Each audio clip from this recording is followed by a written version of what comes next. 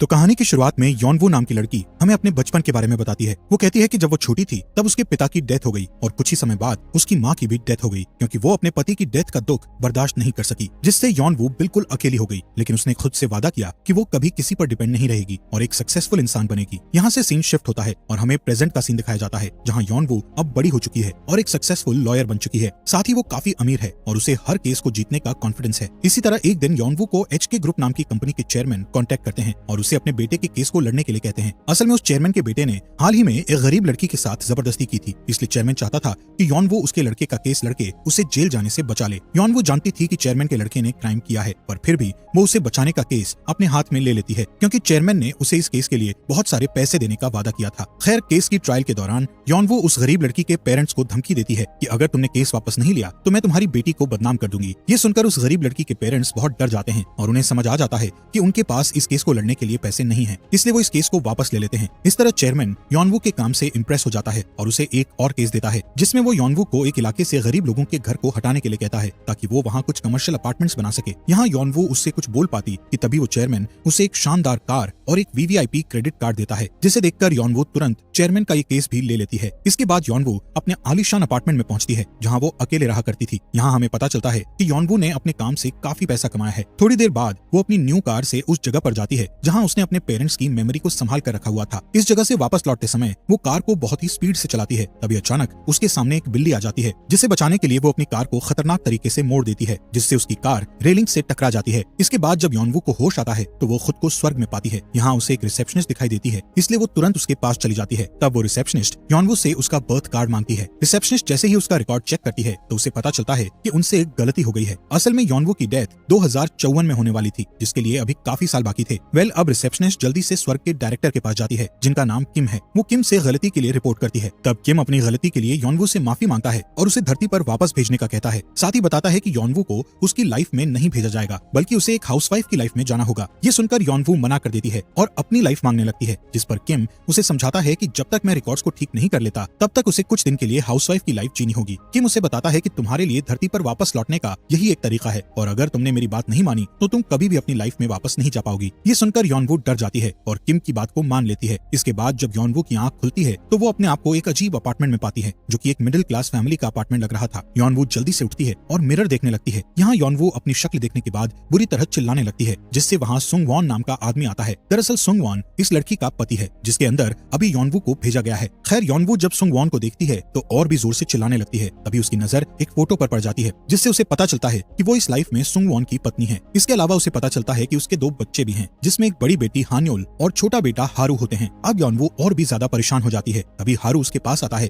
और उसे स्कूल के बस स्टॉप पर चलने के लिए कहता है, जिससे योनवू को कुछ समझ नहीं आता और ना चाहते हुए भी वो अपने बेटे को बस स्टॉप पर ले जाती है। हारू को छोड़ने के बाद जब वो घर लौटती है तब वहाँ मौजूद बाकी की औरतें उसके पास आती है। जल्द ही योनवू को पता चल जाता है कि वो सभी उसकी इस लाइफ की दोस्त हैं। खैर, वो सभी औरतें मिलकर उसे जबरदस्ती पार्ट टाइम जॉब के लिए ले जाती हैं, पर योनवू को समझ नहीं आता कि उसे कैसे काम करना है। यहाँ योनवू को उन औरतों से पता चल जाता है कि उसकी फैमिली की फाइनेंशियल कंडीशन ठीक नहीं है, इसलिए वो डेली यहाँ पार्ट टाइम जॉब करने आया करती है। खैर, इसके बाद वो सभी औरतों के साथ एक रेस्टोरेंट में जाती है, जहाँ योनवू को याद दिलाया जाता है कि उसकी शादी 18 साल की उम्र में हो गई थी। ये सुनकर योनवू को एक झटका लगता है और वो वॉशरूम में चली जाती है, जहाँ उसे किम दिखाई देता है, जो योनवू को वार्निंग देते हुए कहता है कि चाहे कुछ भी हो जाए तुम अपनी इस लाइफ को नहीं बदलोगी। साथ ही उससे कहता है कि मैं जितनी जल्दी हो सके तुम्हें तुम्हारी पुरानी लाइफ में भेज दूंगा। अपने आसपास की हर चीज से तंग आकर योनवू अपनी इस लाइफ को अच्छे तरीके से जीने का फैसला करती है, इसलिए वो सबसे पहले एक सुपरमार्केट में जाती है और वहाँ से खाने की कुछ महंगी चीजें उठाती है। लेकिन जब वो पेमेंट करने के लिए आगे बढ़ती है तो उसे पता चलता है कि उसके कार्ड में पैसा नहीं है। इसी रात सुंग वॉन योनवू के पास आता है। तब योनवू उससे गुस्सा हो जाती है और उस पर कम उम्र की लड़की को मजबूर करके उससे शादी करने का आरोप लगाती है। अब क्योंकि योनवू एक लॉयर थी, इसलिए यहाँ वो एक लॉयर की तरह बात कर रही होती है, जिससे सुंग वॉन हैरान रह जाता है। खैर, गुस्सा करने के बाद योनवू अकेले सोने का फैसला करती है और लिविंग रूम में जाकर सो जाती है। अगले दिन योनवू अपनी पुरानी लाइफ वाले अपार्टमेंट में जाती है और वहाँ से उस वीवीआईपी कार्ड को उठा लेती है, जो उसे एचके ग्रुप के चेयरमैन ने दिया था। इस कार्ड को लेकर वो सीधे एक फैंसी ड्रेस की स्टोर पर जाती है और अपने लिए महंगी महंगी ड्रेसेस खरीदती है। लेकिन जब वो अपने कार्ड से ड्रेसेस का पेमेंट करती है तो उसके सिग्नेचर्स मैच नहीं करते हैं, जिससे कैशियर को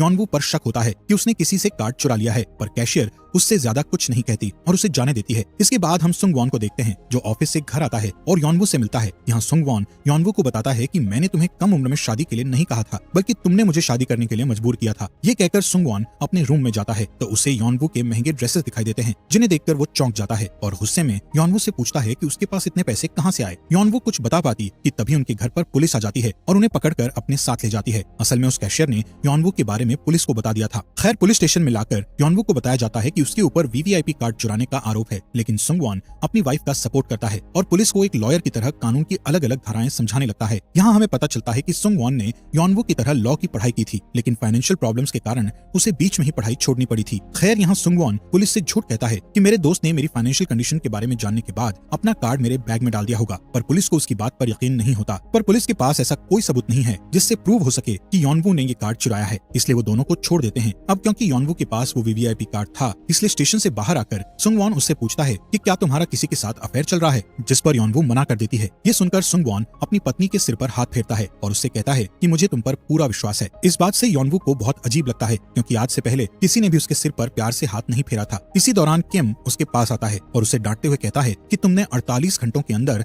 एक खुशहाल परिवार को दुखी कर दिया है। साथ ही वो योनवू को वार्न करता है कि अगर तुमने अपने परिवार के साथ अच्छे रिलेशन नहीं बनाए तो मैं तुम्हें तुम्हारी लाइफ वापस नहीं दूंगा। अगले दिन सुंगवॉन योनवू को अपनी ऑफिस पार्टी में चलने के लिए कहता है। तब योनवू को किम की बातें याद आती है, इसलिए वो तुरंत पार्टी में चलने के लिए मान जाती है। पार्टी में योनवू बहुत ही अच्छी ड्रेस पहनकर आती है, जैसे कि वो अपनी पुरानी लाइफ में पहना करती थी। सुंगवॉन जब अपनी पत्नी को इतनी अच्छी ड्रेस में देखता है तो बहुत हैरान होता है क्योंकि इससे पहले उसकी पत्नी ने कभी भी ऐसी ड्रेस को नहीं पहना था। यहाँ सुंगवॉन योनवू को डिस्ट्रिक्ट के चीफ ऑफिसर से मिलवाता है और तीनों आपस में बातें करने लगते हैं। तब सुंगवॉन मौका देखकर ऑफिसर को अपना फ्यूचर प्लान बताने लगता है। वो कहता है कि मैंने सबवे के चारों ओर बैरियर बनाने का प्लान सोचा है, लेकिन सुंगवॉन के बॉस उसके प्लान को बेकार बताकर उस पर काम करने से इनकार कर देते हैं और फुटपाथ को सही करने का कहते हैं क्योंकि इससे उनके काफी पैसों की बचत होगी। अब डिनर के दौरान योनवू अपने पति का सपोर्ट करते हुए बॉस को समझाने की कोशिश करती है कि एक बैरियर वॉल बनाना जरूरी है क्योंकि आम लोगों को इसकी बहुत जरूरत है, जबकि फुटपाथ को सही करके कोई मतलब नहीं है क्योंकि फुटपाथ पहले से ही अच्छी कंडीशन में है। योनवू की बातें सुनकर बॉस को उस पर गुस्सा आ जाता है और वो डिनर के बाद सुंगवॉन का मजाक उड़ाने लगता है, लेकिन सुंगवॉन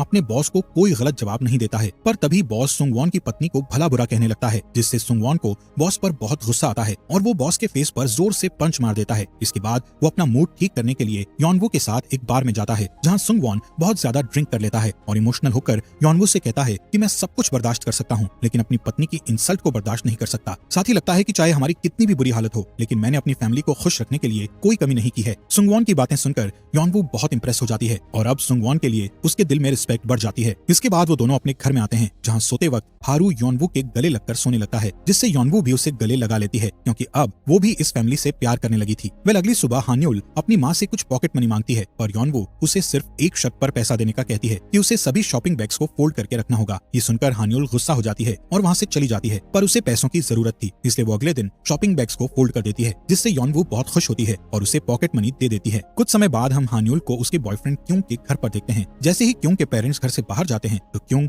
हान्युल के पास आने की कोशिश करता है, जिससे हान्युल को अच्छा नहीं लगता, इसलिए वो पीछे हट जाती है। तभी हान्युल की नजर वहाँ लगे हिडन कैमरा पर जाती है और वो देखती है कि क्योंग के दोस्त उसकी रिकॉर्डिंग कर रहे हैं, इसलिए वो बहुत डर जाती है और वहाँ से भागने लगती है। तभी क्योंग उसके बाल खींचकर उसे रोक लेता है और बुरी तरह पीटने लगता है। इसके बाद हान्युल अपने घर आ जाती है जहाँ योनवू अपनी बेटी को गुस्से में देखकर उसके रूम में बात करने जाती है। तब योनवू देखती है कि हान्युल को किसी ने बुरी तरह मारा है। हान्युल अपनी माँ को सारी बात बताती है, इसलिए योनवू अगली सुबह प्रिंसिपल ऑफिस में जाती है जहाँ क्योंग अपने लॉयर के साथ बैठा होता है। यहाँ योनवू क्योंग को मिलने वाली सजाओं के बारे में बताने लगती है, जिस पर क्योंग का लॉयर योनवू को कुछ पैसे देकर मामले को रफा दफा करने को कहता है। ये सुनकर योनवू को बुरा लगता है और वो वॉशरूम में जाकर रोने लगती है। असल में उसे अपनी पुरानी लाइफ का वो दिन याद आता है जब उसने इस तरह के केस में एक अमीर लड़के को बचाया था। यहाँ हमें पता चलता है कि कहानी की शुरुआत में योनवू ने जिस लड़के का केस लड़ा था वो क्योंग ही था। इस बीच हान्युल अपनी माँ के पास आती है और उन्हें रोता देखकर कहती है कि हमारे पास केस लड़ने के लिए पैसे नहीं हैं, इसलिए हमें अपना केस वापस ले लेना चाहिए। पर योनवू अपनी बेटी का हाथ पकड़कर कहती है कि वो ये केस जरूर जीतेंगे। इसके बाद वो दोनों प्रिंसिपल रूम में आती हैं, जहाँ लॉयर योनवू से कहता है कि क्यों को इस केस से फर्क नहीं पड़ेगा और वो अपनी पढ़ाई के लिए दूसरे देश में चला जाएगा। तभी योनवू अपना फोन निकालती है और बताती है कि मैंने तुम्हारी सारी बातें रिकॉर्ड कर ली हैं, जिसे मैं कोर्ट में लेकर जाऊंगी और क्यों का फ्यूचर बर्बाद कर दूंगी। इससे क्यों को गुस्सा आता है और वो योनवू को भला बुरा कहने लगता है, जिससे योनवू क्यों को पकड़कर उसे जमीन पर गिरा देती है और उसे माफी मांगने के लिए मजबूर करती है। अपनी माँ का ये रूप देखकर हान्युल हैरान हो जाती है और अपनी माँ पर बहुत प्राउड फील करती है। इसके बाद हम देखते हैं कि योनवू घर के सारे काम करने लगी है और एक अच्छी माँ की तरह अपने बच्चों के साथ समय बिताती है। फिर एक दिन अचानक से किम योनवू के पास आता है और उसे बताता है कि तुम एक हफ्ते बाद मर जाओगी और अपनी पुरानी लाइफ में वापस चली जाओगी। ये सुनकर यॉनवू किम से रिक्वेस्ट करती है कि वो इन बच्चों की माँ को मारकर उन्हें अकेला ना छोड़े, पर किम कहता है कि वो इसमें कुछ नहीं कर सकता था। एक दिन जब यॉनवू हारू को स्कूल से घर ले जा रही होती है, तभी हारू अचानक से बेहोश हो जाता है, जिससे हारू को तुरंत हॉस्पिटल ले जाया जाता है। यहाँ डॉक्टर से पता चलता है कि हारू को एक ऐसी डिजीज है जिसके कारण उसकी आंखों में प्रॉब्लम हो रही है। असल में ये डिजीज हारू की माँ को थी, जिस वजह से उसे भी ये डिजीज हो गई थी। ये जानकर यॉनवू को बहुत दुख होता है। अगले दिन सुंगवॉन और यॉनवू अपने बेटे के ऑपरेशन का इंतजार करते हैं, जिस दौरान किम वहाँ आता है और यॉनवू को अपने साथ बाहर ले जाता है, जहाँ वो यॉनवू को बताता है कि आज के दिन उसकी एक कार एक्सीडेंट में डेथ हो जाएगी। जल्द ही वो यॉनवू को एक कार में बैठने का कहता है, लेकिन यॉनवू किम से कहती है कि वो अपनी फैमिली से आखिरी बार मिलकर